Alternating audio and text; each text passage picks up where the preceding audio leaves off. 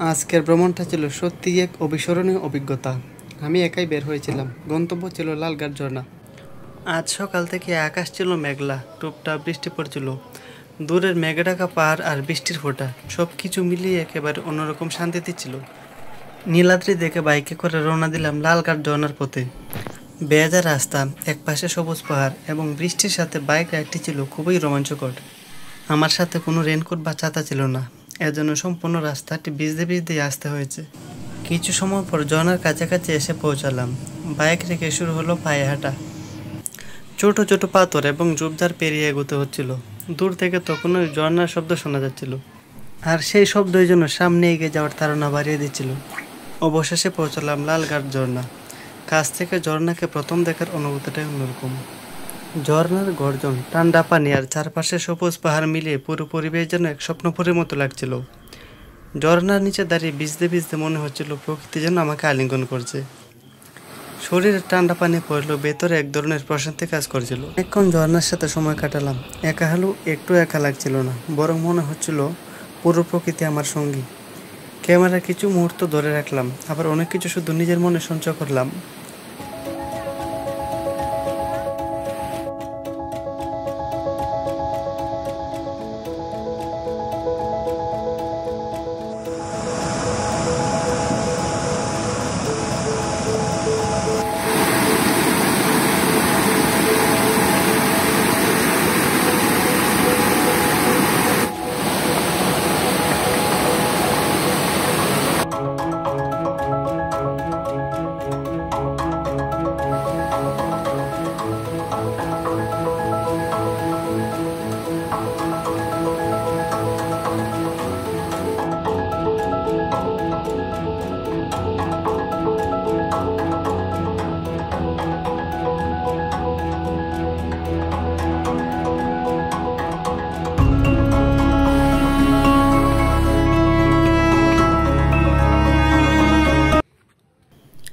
ফেরার পথে আমি নিলাম পাহাড়ি জিরিপথ।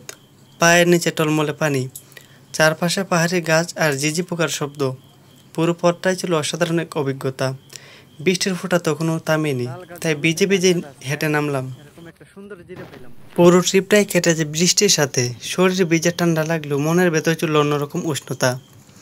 কারণ এই ভ্রমণ শুধু একটা জায়গা দেখা নয়, বরং নিজের সাথে সময় কাটানো, প্রকৃতির সাথে মিশে যাওয়ার মতো এক অভিজ্ঞতা ছিল।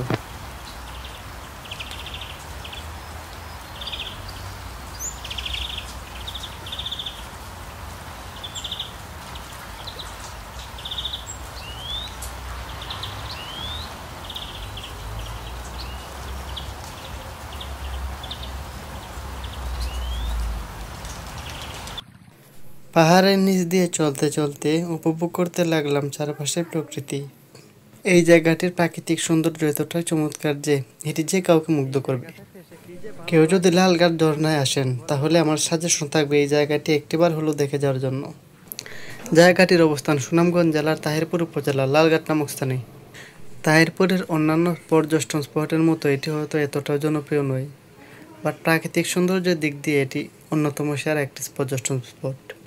এদিকে পর্যটকদের কম আসার কারণ হলো এর যোগাযোগ ব্যবস্থা। আমি যখন আসি তখন একটি জায়গায় ফেরি পারাপার হতে হয়েছে, যেটা খুবই সময় সাপেক্ষ এবং বিরক্তিকর। কিন্তু যাওয়ার সময় আমাকে ফেরি পারাপার হতে হচ্ছে না। আমি পাহাড়ের নিচ দিয়ে বর্ডার ঘেঁষে চলে যাচ্ছি। এটা আমার জন্য ছিল এক রোমাঞ্চকর অভিজ্ঞতা। আমি এখানে এর আগেও একবার এসেছি, কিন্তু সেটা ছিল গ্রীষ্মকাল। বাট এখনকার সিনারিও সম্পূর্ণ ভিন্ন রকম।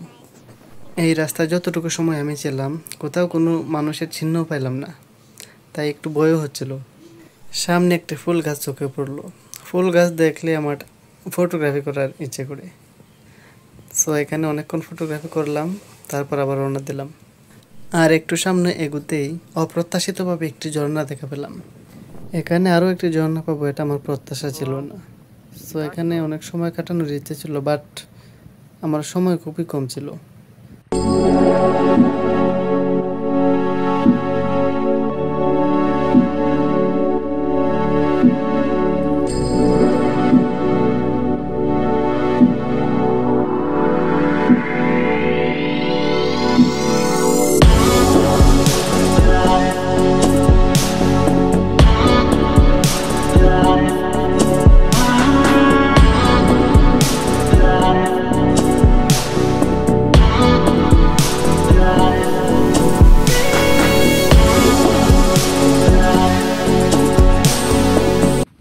সত্যি বলতে আমার এই জায়গাটি ছেড়ে যাওয়ার ইচ্ছে করছে না। এই জায়গায় আমি আরও একবার আসব, আরও সময় নিয়ে, আরও প্রস্তুতি নিয়ে। এখন আমার ফিরে যাওয়ার সময় হয়েছে, সময় খুবই কম। মেইন রোডে যাওয়ার জন্য একজনের দেখানো পথে হেঁটে চলেছি। আমার সামনে ছিল ধান ক্ষেত, সো কোন দিকে যাব বুঝতে পারছিলাম না। পরে একজন দেখিয়ে দিল সঠিক রাস্তাটি।